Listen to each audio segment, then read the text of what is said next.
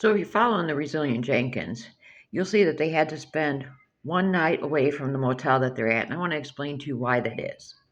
There seems to be some confusion. A lot of people are not understanding why the Jenkins had to go to another hotel, motel, whatever, while they already have one. Here's the reasoning. Most motels, even extended stays, are not going to allow you to stay that long because for the first 29 days, you're technically a guest in that hotel. Up until the 30th day, I believe you are a guest. After 30 days, you are technically, after 30 consecutive days, let me clarify, after 30 consecutive days, you are then a tenant and would have legal tenant rights. And that's going to give you the rights such as the hotel would have to actually legally evict you. They could not throw you out without notice. They would have to go through actual court proceedings to evict you. You would not have to pay the hotel tax anymore. The rate would change for this hotel because being a tenant, you wouldn't have to pay the guest taxes.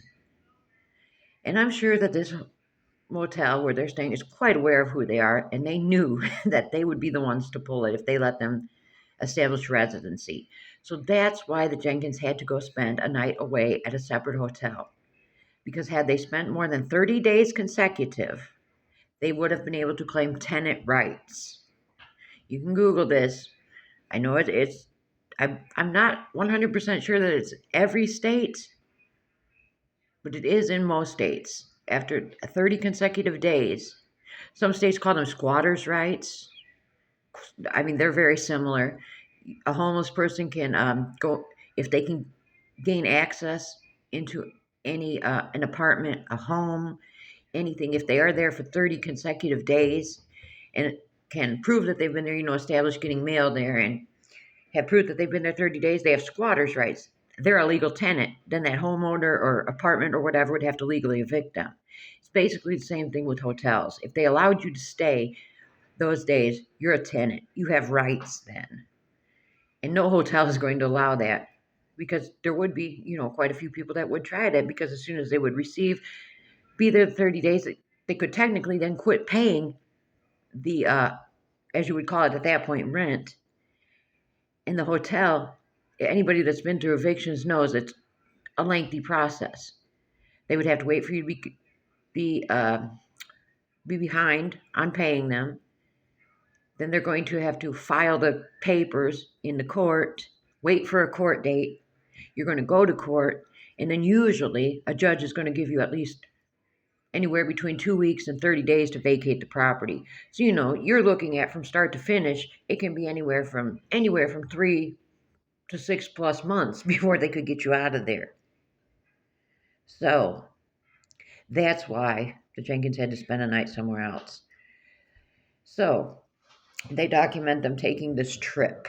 Both Drew and Stephanie have it, just a little bit different variations of the videos on their pages.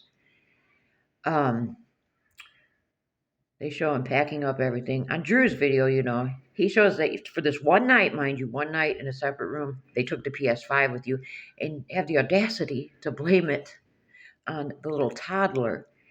Good thing, basically saying, good thing we brought this because if we hadn't, he wouldn't be able to watch his show, that Miss Rachel, whatever, the show that all the kids love. So you're going to blame bringing the PS5 on the toddler. Come on now. Drew, you know that you brought that PS5 because you wanted to play it. I'm sure you could have found something else for the toddler to watch on TV for one night. That's silly. I'm not even buying it. And then Stephanie, she shows she actually takes the air fryer with her to this hotel for the one night.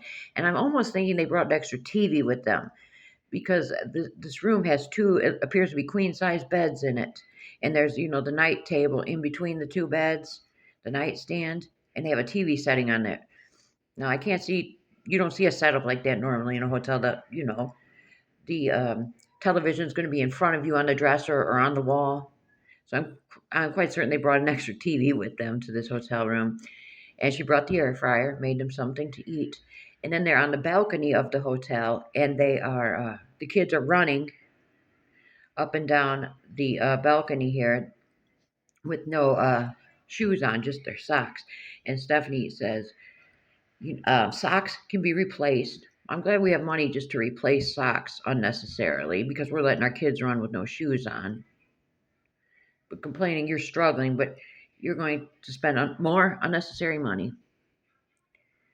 And she says, socks can be replaced, feet can be washed, but memories were being made. That's what we do. She damn right. Making memories, more like making trauma. Those kids are going to have memories and they are not going to be good ones, I guarantee it. Once a month we had to pack everything up and go to another place because we didn't have a home. And as I've explained before, these kids are going to be insecure in housing for a long time because they are going to wonder when it's going to be pulled out from under them again and they're going to be right back into the same situation. So, what kind of memories? Is that the kind of memories she wants her children to form? It doesn't make sense to me. It doesn't make sense to me.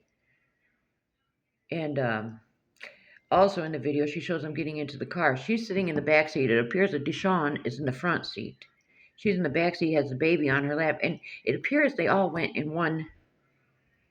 It's not shown now. It just seems to me, it appears that they probably took one trip.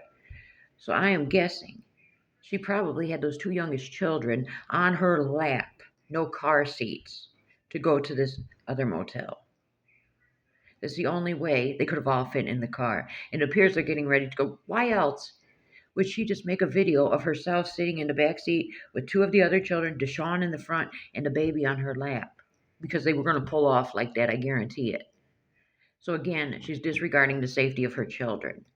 And we can pretty much pinpoint, I'm not even going to name the motel, but we can pretty much pinpoint exactly which motel they were at yet again for this one night. Because in Drew's video, he's showing the scenic route and very clearly displays the sign of the hotel and the surroundings, landmarks around it, restaurants with distinct signs. Why are they advertising where they go?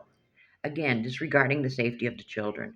But why does that surprise me? This is Stephanie Jenkins we're talking about, who obviously has no regard for her children's safety. But yeah, that was my whole point, is to just clear this up. That's actually why they had to spend a night out, because this hotel is not going to take the chance of them establishing legal residency.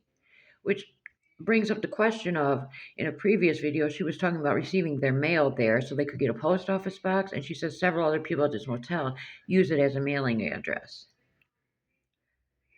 Unless there's a way, I'm not familiar with this, unless there's a way, I suppose you could set up a temporary address and it would expire after so many days. That's the only way I could see them being allowed to use it as a residence because, again, if you're receiving mail anywhere for over 30 days, you can claim that as legal residence. So it's going to be interesting to see how this plays out. But yeah, that's all I got for you for now. And I'll see you next time.